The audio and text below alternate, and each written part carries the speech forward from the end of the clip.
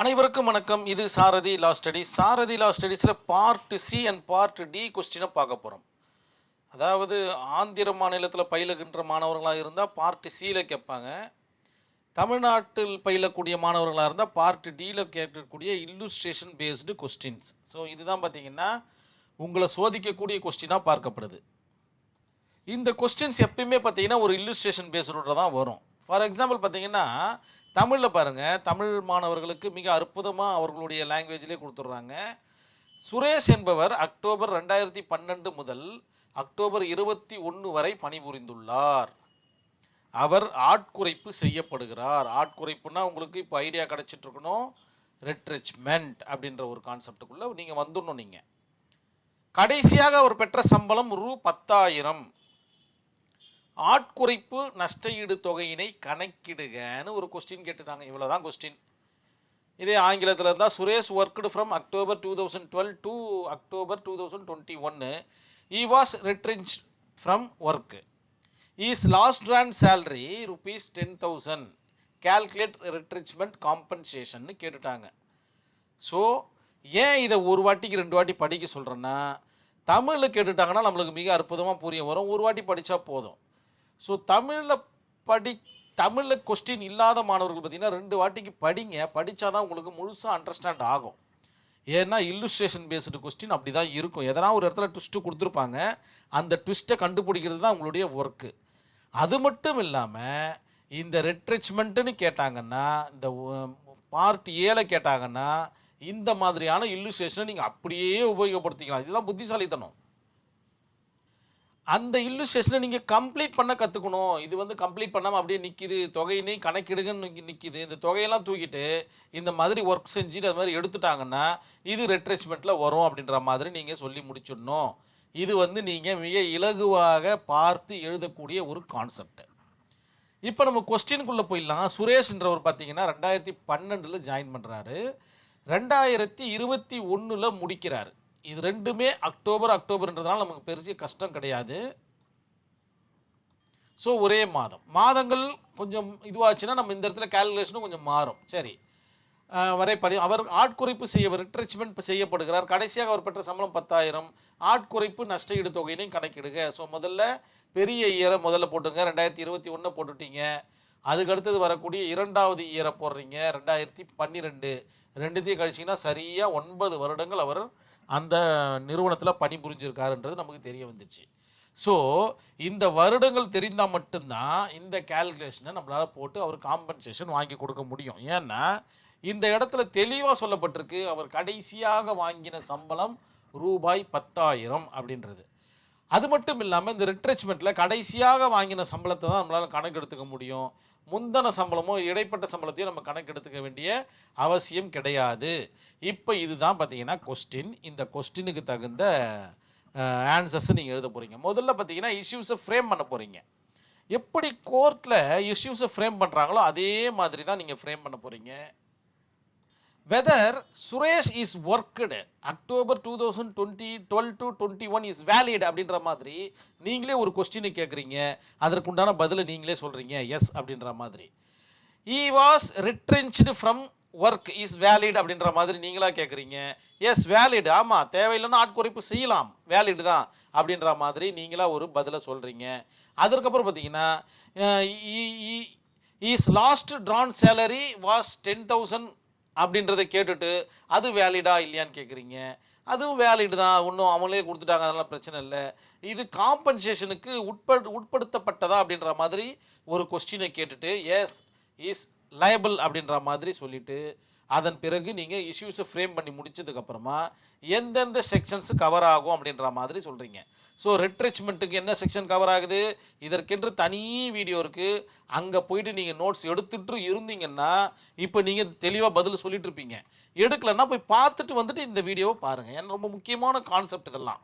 சரி, அது மட்டும் இல்லாமல் இந்த கொஸ்டின் நீங்கள் பார்ட் சிலையோ இல்லை பார்ட் டிலையோ கேட்கலனாலும் இன்கேஸ் பார்ட் ஏலையோ இல்லை பார்ட் பிலையோ கேட்டாங்கன்னா இந்த கான்செப்ட் அப்படியே எடுத்து எழுதுங்க. ஏன்னா உங்களுக்கு தெரிஞ்ச விஷயம் தானே இது. இந்த கேல்குலேஷனை அப்படியே எடுத்து போடுங்க, இல்லுஸ்ட்ரேஷனை இதை ஃப்ரேம் பண்ணுங்க, அதற்குண்டான கான்செப்டை சொல்லி அதாவது கரெக்ஷன் பண்ணுறவங்களுக்கு புரிய வைங்க. புரிய வச்சிங்கன்னா உங்களுக்கு முழு மதிப்பெண் கிடைக்கும். எனக்கு நல்லா தெரிஞ்ச விஷயமா இருக்குது, ஆனால் இந்த கொஸ்டின் வரலை, ஆனால் பார்ட் ஏலையோ பார்ட் பிலையோ இந்த கொஸ்டின் கேட்டுட்டாங்க, அதனால் நம்ம ப்ரீஃபாக எழுத வேண்டிய அவசியம் இல்லைன்னு இந்த விட்டுட்டு வந்துடாதீங்க.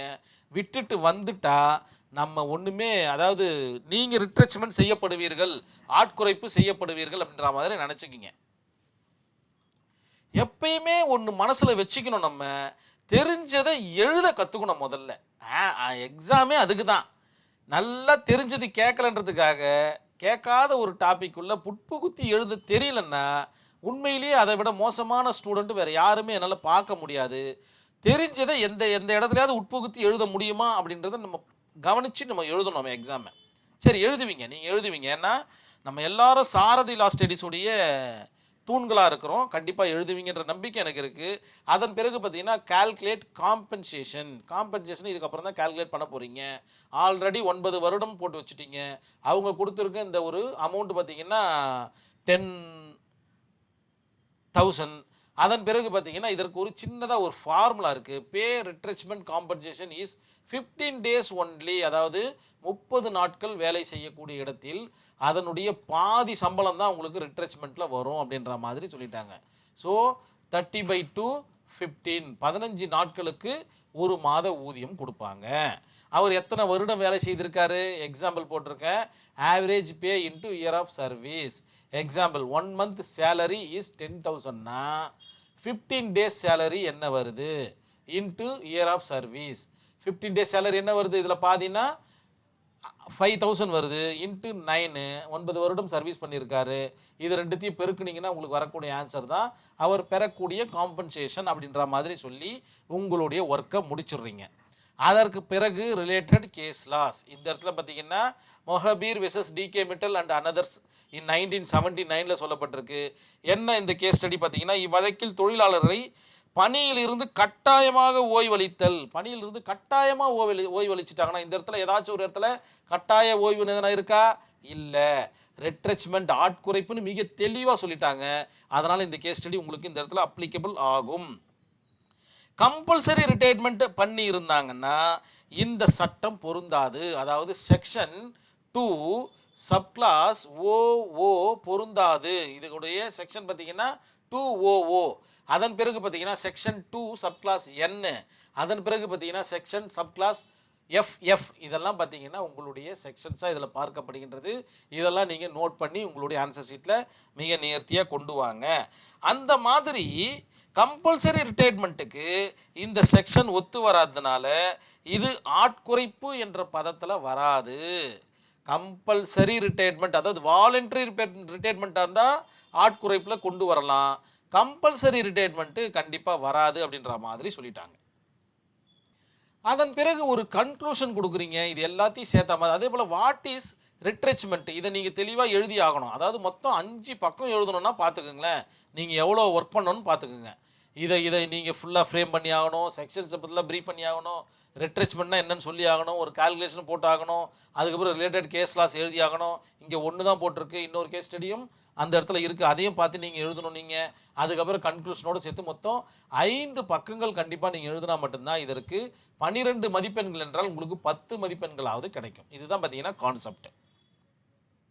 இந்த இல்லஸ்ட்ரேஷன் பேஸ்டு கொஸ்டின் உங்களுக்கு அண்டர்ஸ்டாண்ட் ஆகிருக்கும்னு நினைக்கிறேன். ஒரு தடவைக்கு 2 தடவை படிச்சிங்கன்னா உங்களுக்கு ஆன்சர் கிடச்சிரும். அதன் பிறகு எந்த இதில் ரெட்ரெச்மெண்ட்டுன்னு தெளிவாக சொல்லிட்டான், நீங்கள் தப்பிச்சிக்கிட்டீங்க. ரெட்ரெச்மெண்ட்டுன்னு சொல்லலைனாலும் நீங்கள் கண்டிப்பாக இதை அண்டர்ஸ்டாண்ட் பண்ணி இருக்கணும். அப்போ தான் நீங்கள் நம்ம போட்ட வீடியோ எல்லாத்தையும் பார்த்துருக்கீங்கன்னு அர்த்தம், அதை நீங்கள் நோட்ஸ் எடுத்துருக்கீங்கன்னு அர்த்தம். இல்லைன்னா ஏனோ தானோன்ற மாதிரி படிக்கிறீங்கன்னு அர்த்தம். அந்த மாதிரி தயவு செய்து லா சப்ஜெக்டை படிக்காதீங்க. ஏன்னா இதுக்கு அப்புறமா தான் உங்களுக்கு வேலையே இருக்குது. பாஸ் பண்ணிட்டதுக்கப்புறம் ப்ராக்டிஸ்ன்ற ஒரு கான்செப்டில் பெண்டு நிமித்திடுவாங்க. தெளிவாக படிங்க, தெளிவாக நோட்ஸ் எடுங்க. உங்களுக்கு உதவிகரமாக இருக்குன்றதுன உதவிகரமாக இருக்கும் அப்படின்றது மிக தாழ்மையாக நான் இந்த இடத்துல சொல்லிக்க விரும்புகிறேன். நம்மளுடைய சாரதி லா ஸ்டடீஸில் ஒரு வாட்ஸ்அப் குரூப் ஒன்று ரன் ஆகிட்டு இருக்கு. இதில் இணையணும்னு ஆசைப்பட்டீங்கன்னா இந்த நம்பருக்கு நீங்கள் வாட்ஸ்அப்பில் உங்கள் பெயர் மற்றும் ஊரை எனக்கு டெக்ஸ்ட் பண்ணி அனுப்புங்க. அது மட்டும் இல்லாமல் ப்ராக்டிக்கல் புக்ஸ் வேறு அவைலபிள் இருக்குது.